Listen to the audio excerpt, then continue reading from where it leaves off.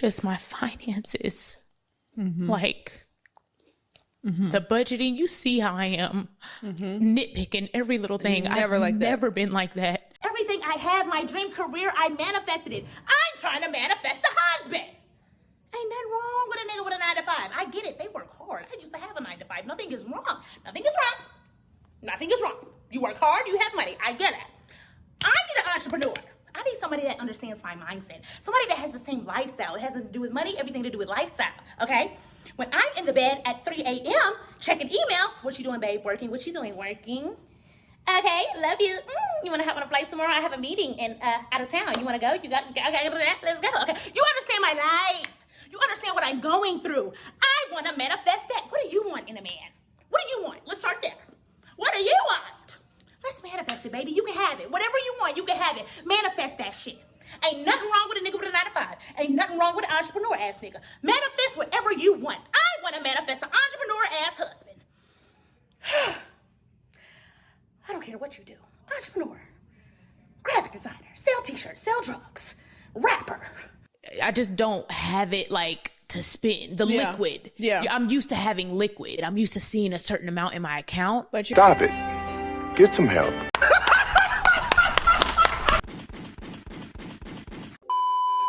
What's poppin'? Welcome back. What's good? This is the Furious Robinson podcast, and I'm your host, Furious, your curator of conversation, wordsmith aficionado, voted most likely to be trending down the timeline. Hit the like button early, drop a comment, sub. This is a Sick Times Media production. You see the planes. But yo, what is going on with B. Simone?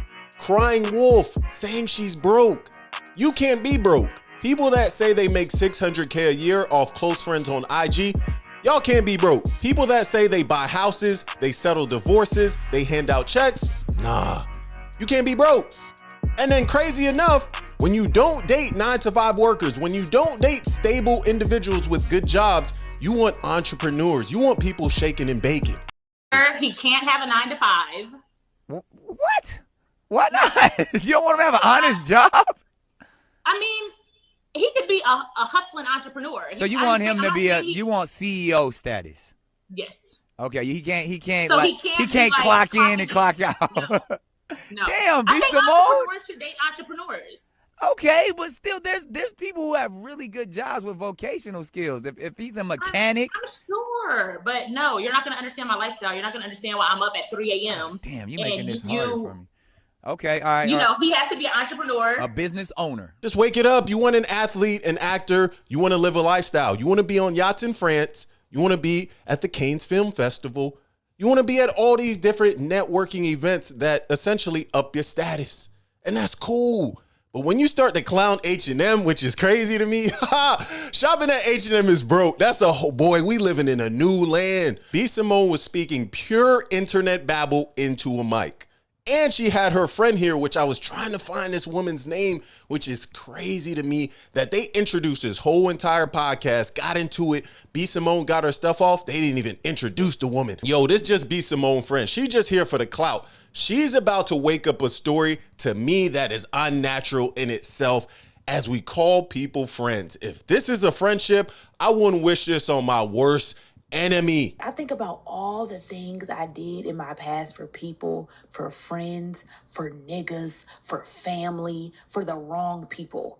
The money, I done gave people money. I done bought houses. I done paid for divorces. Now think about how I feel as your friend. So yeah, that's called being jaded. That happens when too many people realize that you are food, that you're the lick, and they continue to work the lick. That's how the game goes. Now, I'm not sure how these two women met. There seems to be a new relationship. Yo, so when Shorty gets to waking it up, the friend, when she gets in her trauma bag, that's when it got extra diabolically nasty to me. So yo, this isn't just about B. Simone. This is a modern wake-up call to friendship. This is the influencer era because somewhere along the way, I got you turned into I'll film you, and helping your friend became content, not care. The money's real, the followers are real, but when you let your homegirl sink while swimming on IG subscription revenues, this ain't friendship. I mean, this was the hardest season of my life this last year.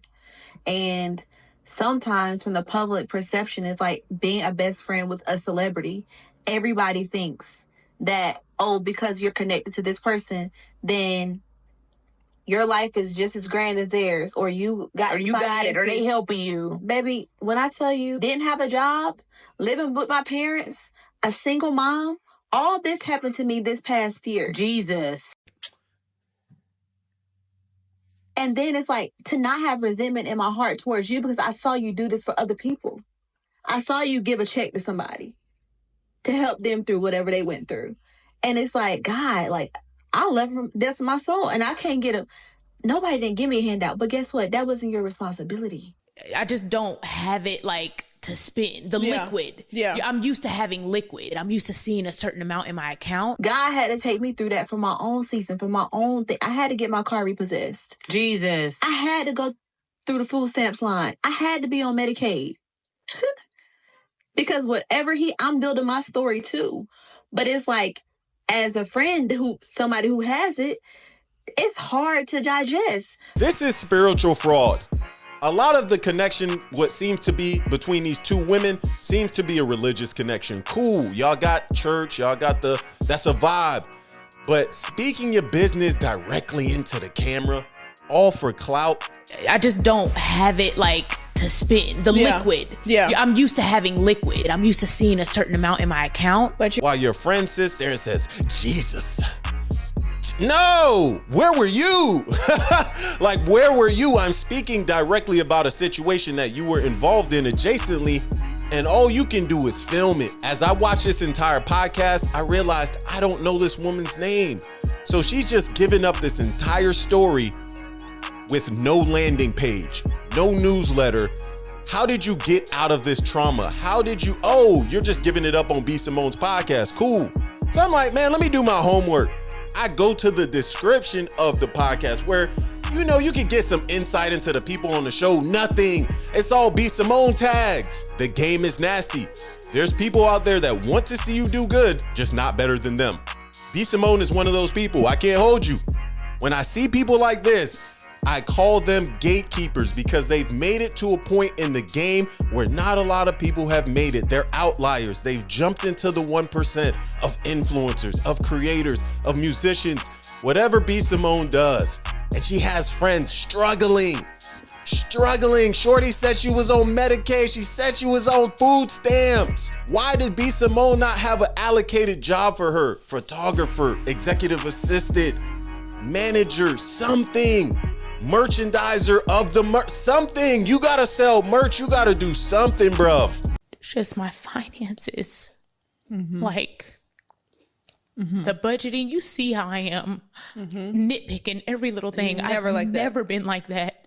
But how are we calling each other friends? Because let's wake it up. People only create relationships in their social classes. So somebody hypothetically who makes $80K a year is not going to be around people who make $100 million. That's just not common. Unless they in the same family, friendships are built off social classes. So B. Simone being a multimillionaire, I think, hypothetically should have people around her in that same ilk. So now she's broke, quote unquote, shopping at H&M and not Bloomingdale's, which is the sickest thing I've heard in a very long time.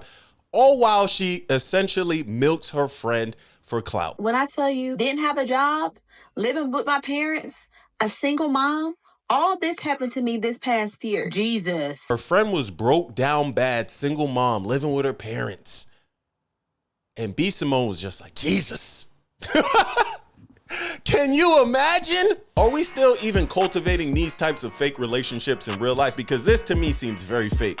I feel like if Shorty ends up going down bad again, B. Simone gonna probably be like, yeah, I can't do nothing for you. And that's how the game goes. You can't really expect people to have your back like that because we are living in some of the most fickle times ever. But when B. Simone got in this type of bag, I was just like, why? So this is supposedly her best friend, broke, down bad, exposing herself and being vulnerable. This isn't really healing to me. Yeah, so this to me not healing. Her best friend was giving it up on this pod, but I look at this as a humiliation kink. That's how I look at these things. These are rituals based in curator content. Yeah, this is how they go viral. They got a trauma bond. And when you trauma bond, it makes it seem more real. You give yourself some of that likability, that relatability. That's not the case here to me. I don't see it. We gotta stop. This is pure internet babble. This is searching and hunting for clout. And I'm not gonna say that this isn't a masterclass in marketing trauma, but at the end of the day, when you use they're calling themselves friends. So to me, this is weird. This is weird. I don't know how to exactly process this, but if I had my main mans giving it up, I had my main mans on camera like, yo, I was down bad living with my shorty. I had $100 in my bank account and my mans was just in Dubai living it up, having a good time. I saw him with Steve Harvey. I saw him with Michael B in Dubai. And I was back home at the crib looking for jobs, applying.